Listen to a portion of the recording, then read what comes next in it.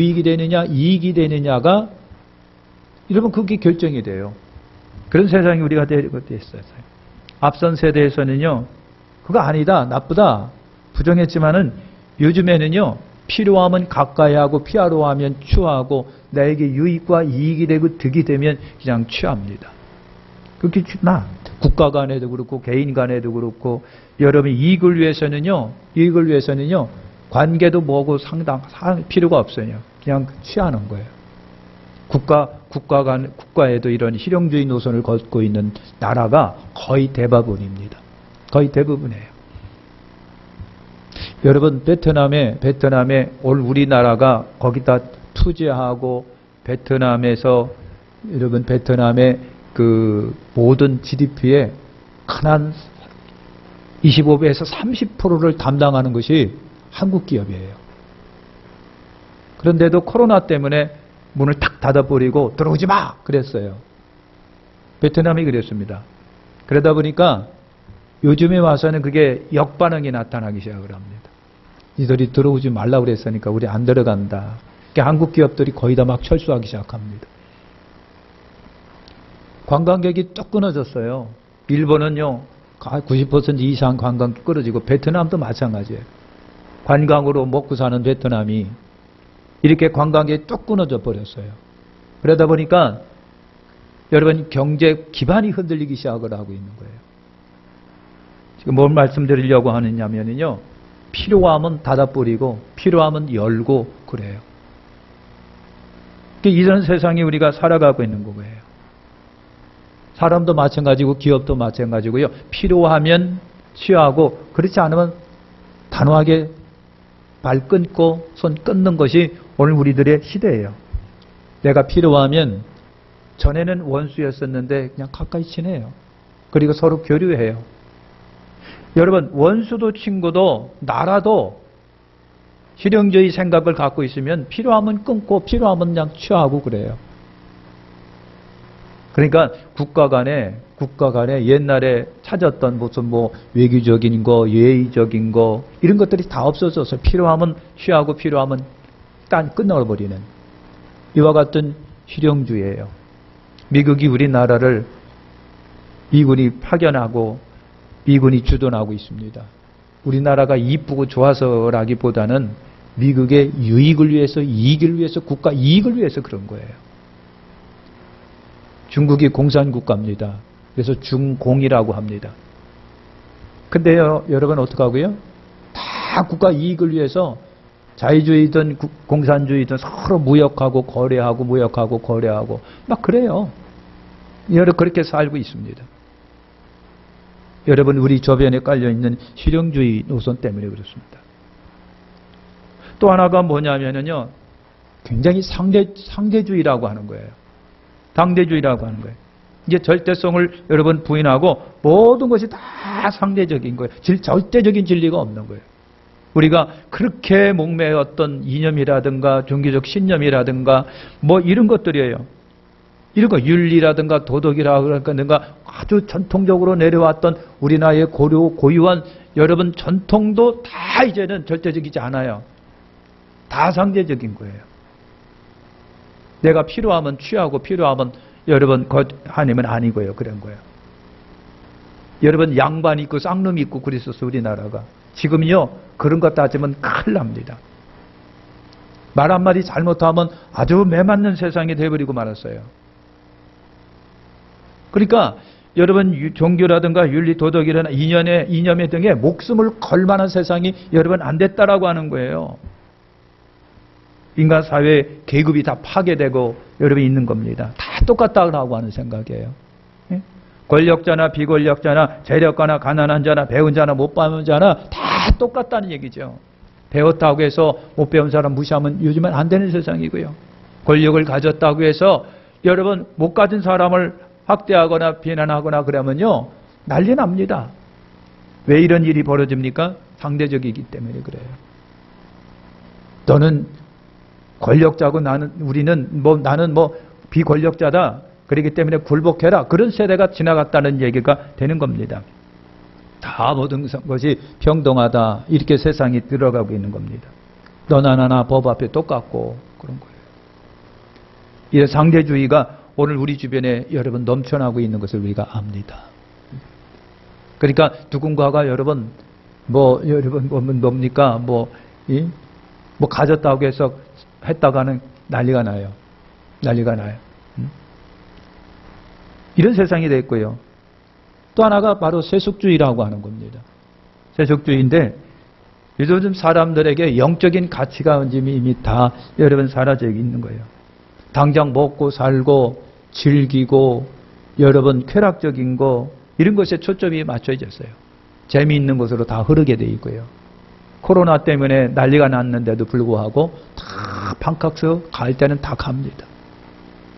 요즘에는요 들로 산으로 그냥 바닷가 찾아가는 것이 아니라 호텔에 콕 박혀갖고 아무것도 안 하고 호텔에서 먹는 거 먹고 그냥 잠자고 그냥 텔레비 보고 그게 요즘에는 또 아주 대세의 바캉스라는 거예요. 호텔에 콕 처박혀가지고 아무것도 안 하고 무조건 그냥 잠자고 먹고 그냥 텔레비 보고 그러면서 이제 3박 4일 지내다가 그냥 가는 거예요. 세상이 여러분 그렇게 바꿔지고 있고요. 그렇게 돼요. 예의라고 있는 건데 예의 같은 게 없어요. 대세를 흘러가는 대로 사람들이 이렇게 하니까 나도 간다. 이제 그런 게 없어요. 내가 하고 싶은 대로 하고 말고 싶으면 말고 이런 세상에 삶의 구조가 그렇게 변화되고 있어요. 굉장히 철저하게 현실적이고 육신적이고 쾌락적으로 세속적으로 이 세대가 흘러가고 있어요. 흘러가고 있다니까요. 그러니까 영적인 가치 여러분들처럼 여러분 바캉스 시즌에 가서 그냥 신나게 놀아야 할 판인데도 불구하고 주님절의 말씀을 듣기 위해서 하나님께 예배드리기 위해서 올라왔다고 하는 거 이게 절대적인 가치, 중요한 영적 가치를 위해서 찾아온 거라고 한다면 반대의 사람들은요 그런 거 상관없어요. 내가 당장 기쁨은 좋고 즐거움은 좋고 쾌락적이면 좋다라고 하는 거예요. 세상이 세속주의로 그렇게 흘러가고 있는 것을 여러분 아시길 바랍니다. 그러나 그리스도인들은요 아무 시대가 바꿔져도 시대가 흘러가도 시대가 변해도 변하지 않는 절대적인 진리를 붙잡고 사는 사람들이 크리스찬입니다. 그 절대적인 진리가 뭐예요? 불변한 하나님의 말씀이거든요. 세상이 변해도 사람의 마음이 바꿔져도 변하지 않는 것이 있다고 한다면 하나님의 말씀, 절대적인 진리인 하나님의 말씀이에요. 시대는 바뀌어도 크리스찬의 여러분 가장 중심에 절대적으로 차지하고 있는 그와 같은 절대성이 있다고 한다면 하나님에 대한 말씀이에요. 그것은 바꾸지가 않는다. 변화되지 않는다. 여러분 본문의 다윗은요. 요즘처럼 정말 다윗 나름대로 힘겨운 시대를 살았던 사람이에요. 아니 그때가 성경 우리가 읽은 그 시대가 바로 그래요. 다윗에게는 굉장히 힘들었어요. 쫓겨다니는 신세, 미래가 불투명한 신세, 죽을지도 모르는 신세, 어떻게 될지 모르는 그런 신세예요. 그런 다윗입니다. 그런데 그런 속에서도 다윗은요 빨떡 일어나가지고 두 번째 왕이 되고 그리고 가장 강대한 나라를 만들고 튼튼한 나라를 만들어 갑니다. 흩어졌던 민족들을 다 하나로 통합하는 위대한 여러분이 왕이 된 것입니다.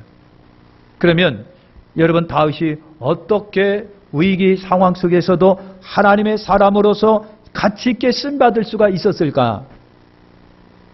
어떻게 그렇게 될 수 있었을까? 다윗에게는요 그에게 확실한 기준이 있었습니다. 무너지지 않는 기준이요. 아침 다르고 저녁 다르지 않는 다윗의 일평생에 움직이지 않는 확고한 기준이 있었습니다. 요즘처럼 실용주의 시대라 이렇게 되고 저렇게 되고 싹 수시로 이익에 따라 바꿔지고 변하는 세상에 그런 마음이 아니라 다윗에게는요 확고한 기준이 있었습니다. 그것이 하나님께 위대하게 쓰임받는 여러분 길이었었습니다. 하나님이 다윗을 많이 보호했던 것을 여러분 알 수 있습니다. 오늘 우리가 주신 말씀은요 다윗이 사울왕에게 쫓겨다니면서 있었던 일들입니다. 다윗이 도망가다가 사해바다 옆에 험난한 절벽 위에 동굴을 발견하고 그 동굴 속에 들어가서 몸을 피하고 있습니다. 그걸 갖다 엔게디라고 말을 합니다. 사해 근처에 있습니다. 뜨끈뜨끈한 열기가 팍팍 치솟는 그 뜨거운 날씨 속에 다윗과 그의 일행이 사울왕을 피해서 숨어든 것입니다. 그리고 피하여 들어간 곳이 바로 엔게디 동굴 속으로 들어가 있는 거예요. 다윗과 사울 일행이 그 속에 들어가 있다라고 하는 것이 즉시로 사울왕한테 전달이 됩니다. 그래서 사울왕이 정예부대 3,000명을 끌고 엔게디로 달려갑니다. 잡아들이겠다는 얘기죠. 그래서 엔게디 근방에 왔다가 갑자기 사울왕이 뭐가 마려워요. 그래서 찾아 들어간들이 바로 엔게디 그 동굴 속에 들어갔는데 공교롭게도 다윗과 그의 부하들이 깊이 숨어있는 그 동굴 속에 들어가서 사울왕이 볼일을 보는 거예요. 사울왕이 볼일을 보기 위해서 무기도 내려놓고 옷도 벗고 그래서 퍼질러 앉아가지고 여러분 보고 있습니다. 그 동굴 깊은 속에서 다윗의 일행이 그 모습을 다 보고 있습니다. 다윗왕의 수족들이 수군거립니다. 다윗이요, 기회입니다. 다윗이요, 기회입니다. 이때 제거하십시오. 이거는 분명히 하나님이 우리에게 주신 기회입니다. 그러니까 사울왕을 죽이세요. 그러면 이제 끝납니다. 그리고 당신은 왕이 됩니다. 기회입니다. 다윗이요, 기회입니다. 막 그랬어요. 그런데 다윗은 여러분 그럴 수가 없었다고 그랬어요. 하나님이 세운 종을 죽일 수가 없었어요. 그래갖고요, 가만히 그냥 사울왕의 갑옷 끄트머리 한 조각만 잘라가지고 몰래 숨었어요. 그런데요, 성경에 보니까요, 왕의 옷자락을 빈 것마저도 다윗은요, 하나님 앞에 사울 앞에 부끄러웠다고 그랬어요. 부끄러웠다고 그랬습니다. 죄성스럽기 짝이 없다고 그랬었습니다. 인간이 가진 감정 중에 가장 원초적인 감정이 있는 거, 이게 뭔지 아십니까? 보복심리예요. 보복심리예요.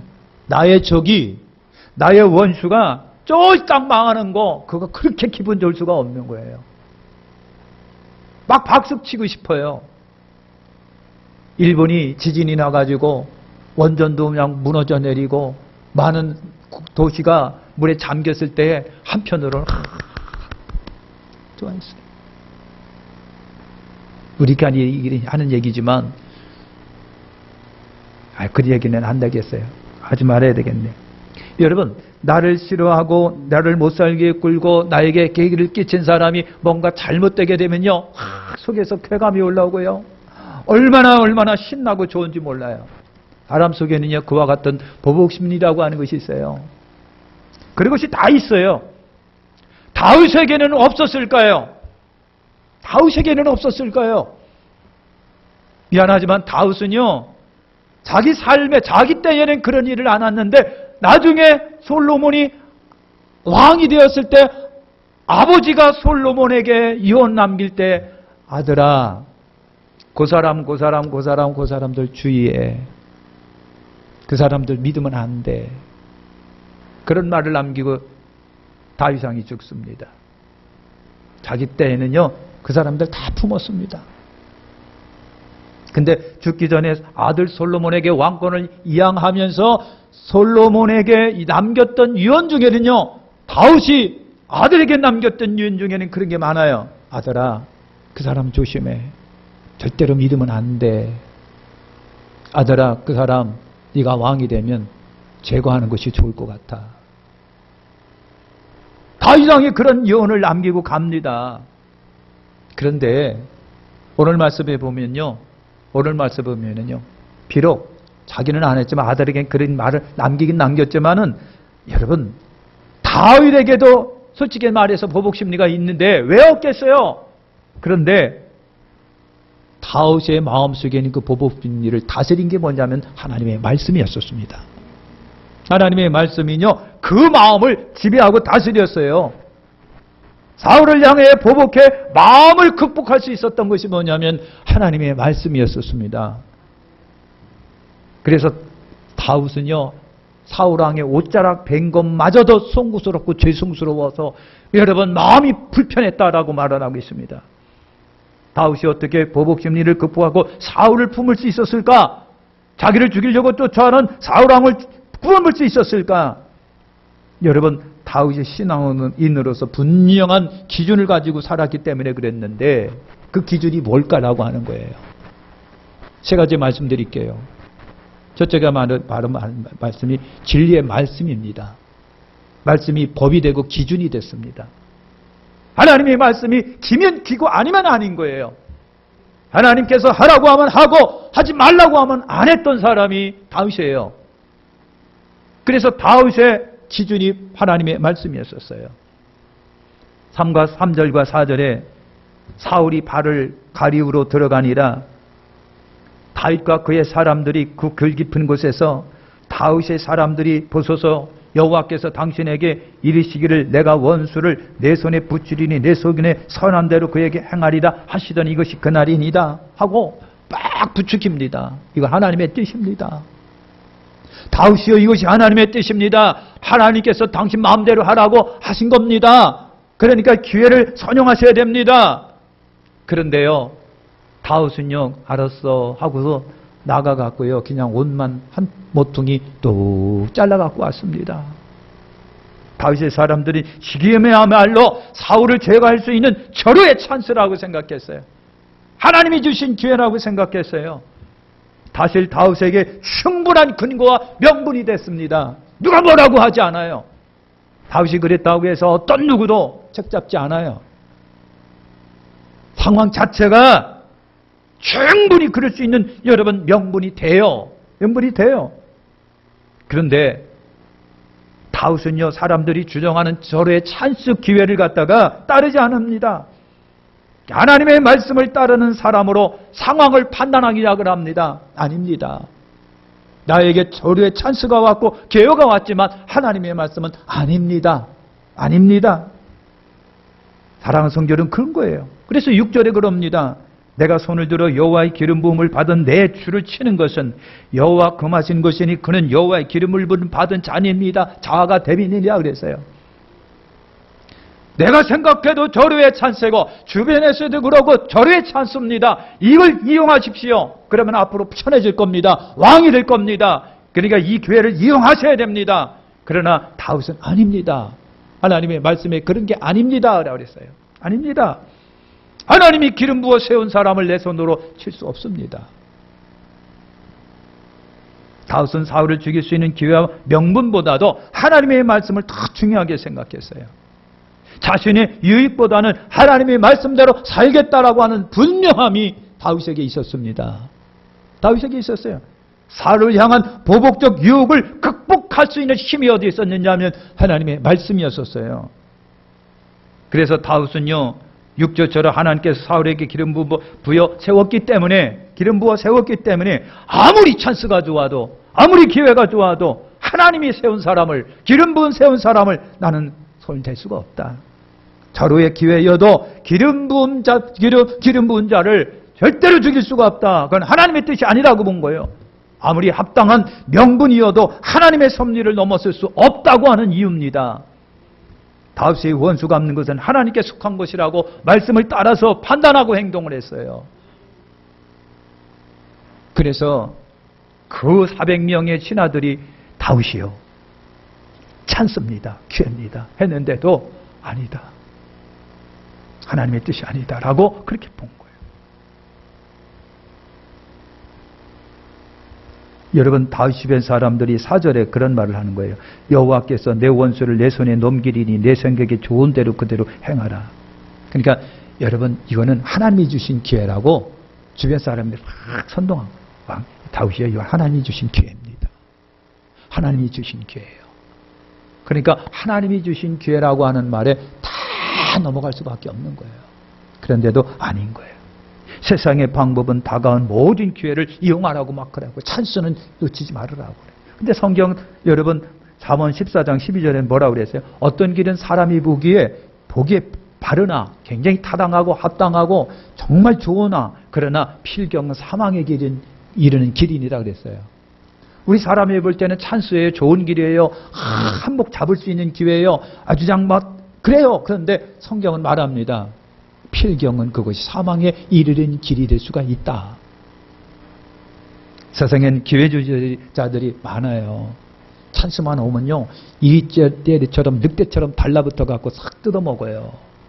그러나 하나님의 사람은요, 찬스와 기회를 누리는 사람이 아니라 말씀에 따라 움직이는 사람이다. 두 번째는요, 다윗에게는요, 하나님의 주권에 대한 확고한 기준이 있었습니다. 하나님의 주권입니다. 그래서 8절과 10절에 보면 다윗이 사울왕한테 내 주 왕이요 하고 무릎을 꿇습니다.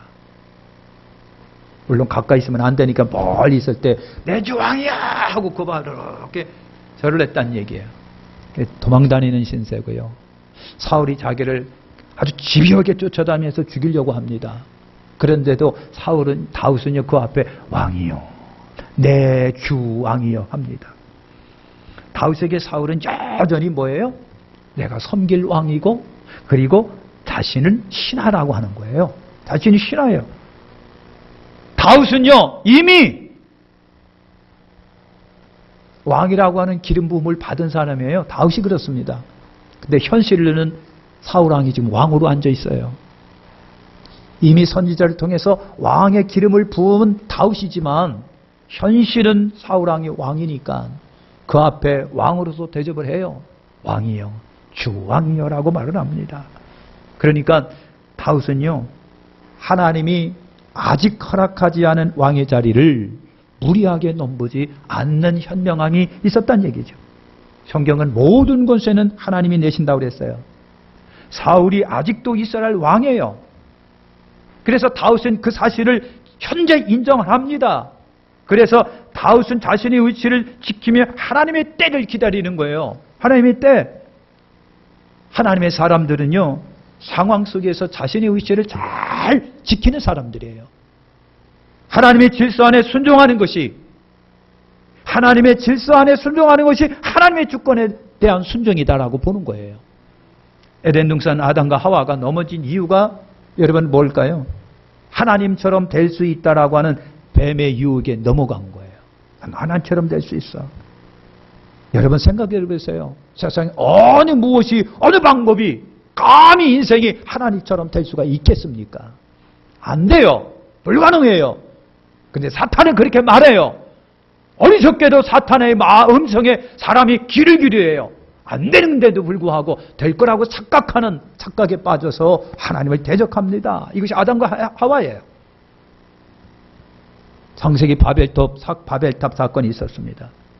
인간이 자신의 위치를 망각하고 하나님께 도전을 합니다. 그러다가 온 땅에 흩어짐을 당하고 말았습니다. 자신의 위치를 지키지 못하면 흩어진다고 하는 거예요. 다윗 주변 사람들은 말씀을 왜곡하면서까지 기회를 운운했습니다. 운운했어요. 찬스라고 말을 했습니다. 다윗이 하나님의 진리를 따르지 않았다고 한다면 그럴 수도 있었어요. 사울왕을 죽일 수 있었습니다. 그런데 다윗은 하나님의 주권을 인정해 드립니다. 저분도 하나님이 세우셨기 때문에, 그래서 저분을 해코지하면 안 된다라고 하는 하나님 말씀에 대한 분명한 기준, 그러기에 그는 하나님께 인정받는 사람이 될 수가 있었다. 세 번째는요, 사람의 관계성을 다윗은 굉장히 중시했습니다. 인간성이 좋아야 관계를 중시합니다. 다윗은 인간성이 매우 좋아요. 사울왕도 그런 것을 인정을 합니다. 사무엘상 24장 17절에 보면 사울왕이 다윗에게 이런 말을 합니다. 다윗에게 나는 너를 학대했는데 너는 나를 선대하니 너는 나보다 의롭도다. 내가 나를 선대한 것은 오늘 나타내었나니 여호와께서 나를 내 손에 붙이셨으나 내가 나를 죽이지 아니하였도다. 그랬어요.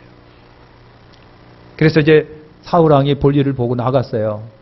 근데 갑자기 왕이야 하고 고함소리가 들려집니다. 누구야? 그랬더니 다윗이, 여러분 뭡니까? 그 잘랐던 그 옷자락을 들고서 왕이요. 이거 보이십니까? 왕을 죽일 수가 있으나 하나님이 당신을 기름 부어 세웠기 때문에 나는 그러지 않았습니다. 그랬더니 그 얘기를 듣고 돌아보니까 진짜 옷이 잘려져 있는 거예요.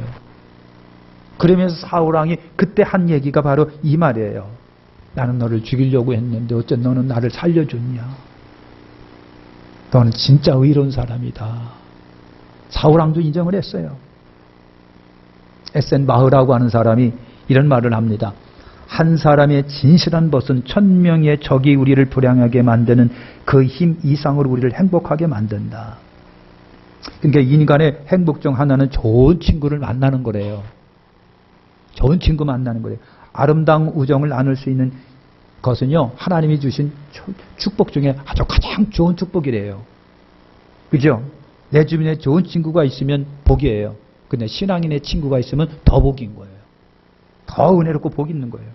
그러니까 다윗은요, 상하 구분이 없이 사람의 관계를 굉장히 중요히 쓴 사람이 바로 사울입니다. 다윗입니다. 다윗이 그랬어요. 그래서 그들과의 의리를 끝까지 지킵니다. 끝까지. 속상한 일이 한두 번이 아니에요. 다윗이요, 왕이 돼가지고요, 왕이 돼가지고 참모들이 있고요, 국방부 장관도 있고요. 그런데 어느 날 보면요, 자기 뜻과 상관없이 이상한 일을 막 벌이고 돌아다니는 그런 여러분 요압 장군 같은 사람하고 그런 거예요. 다윗이 그 사람 내버려 두세요. 그러면 몰래 가서 그 사람을 죽여놓고 막 그래요. 속에서 부글부글 끓어요. 그런데도 다윗은요, 자기와 한 번 맺은 관계를 안 끊어버립니다. 끝까지 지켜나갑니다. 그리고 나중에 돌아가 죽을 적에 솔로몬에게 그런 유언을 남깁니다. 그 사람 조심해. 그 사람 조심해. 그 사람 조심해. 그래서 솔로몬이요, 아버지 유언을 듣고요, 왕이 딱 돼가지고요, 어떻게 하는 줄 아십니까? 아버지 알았어요 하고서 다 처리합니다. 그러니까 다윗은요, 끝까지 자기를 따르는 사람을 갖다 책임진 사람이에요. 다윗은 400명이 자기를 따랐어요. 도망다니는 다윗을 쫓아다닌 사람이 400명. 그 사람들은 끝까지 책임져 줍니다. 의리를 지켜줍니다. 그래서 다윗은요, 착하고 선한 사람입니다. 끝까지 지켜주고, 하나님이 세운 사울왕, 자기를 그렇게 여러분 모질게 쫓아다니고 죽이려고 하는 사울왕도 지켜내줍니다. 그 아들까지 다 지켜줍니다. 그 모든 가족들을 다 지켜줍니다. 사랑하는 성도 여러분, 우리는 그리스도인들입니다. 그리스도인이란 예수처럼 사는 사람들을 말해요. 그러니까 우리가 세상에 넘어지지 않고 당당하게 설 수 있는 비밀이 뭡니까? 우리는 모든 것, 모든 상황 속에 하나님의 주권을 인정해 드리는 거예요. 하나님의 주권을 인정해 드리고 하나님의 진리의 말씀에 따라 아무리 상황이 좋고 기회가 좋고 찬스가 있다고 할지라도 하나님의 말씀이 아니면 아닌 거고요. 기회가 오더라도 여러분 하나님의 주권만큼은 타치하지 않는, 이것이 다윗에게 있는 거예요. 오늘 우리에게 그게 필요해요. 하나님의 주권을 그대로 인정해 드리고 하나님의 말씀에 대하여 세상이 어떻게 한다고 할지라도 하나님의 말씀이 아니면 아닌 거고 기면 긴 거고, 좀 그런 모든 어떤 고집스러움이 좀 우리에게 필요해야 되는데, 아까 서두에 말한 것처럼 수시로 바꿔지고 있는 거예요. 의지를 바꿔. 내가 편한 대로 내 이익에 따라서, 내가 이 따라서 내 이익이라고 한다면, 내 편안함이 있다고 한다면 하나님 잠깐 뒤로 계십시오. 이거부터 해결해야 되겠습니다. 조금 뒤로 계십시오. 이것이 오늘 우리 시대의 사람의 실황이래요. 오늘 우리 세상에 땅에 발붙이고 살아갑니다. 그렇기 때문에 사람과 인간 관계가 굉장히 중요하잖아요. 인간관계가 중요한 거예요. 오늘 그리스도의 은인들이 세상 사는 선명한 기준이 우리 다윗에서 보면서 저와 여러분에게도 적어도 그러한 기준이 있어가지고 신앙인답게, 크리스찬답게 그것만큼은 지키며 살아갈 수 있는, 그래서 하나님의 인정받는 저와 여러분들이 되시기를 예수님의 이름으로 축원합니다. 기도하겠습니다. 전능하신 하나님, 고맙고 감사합니다.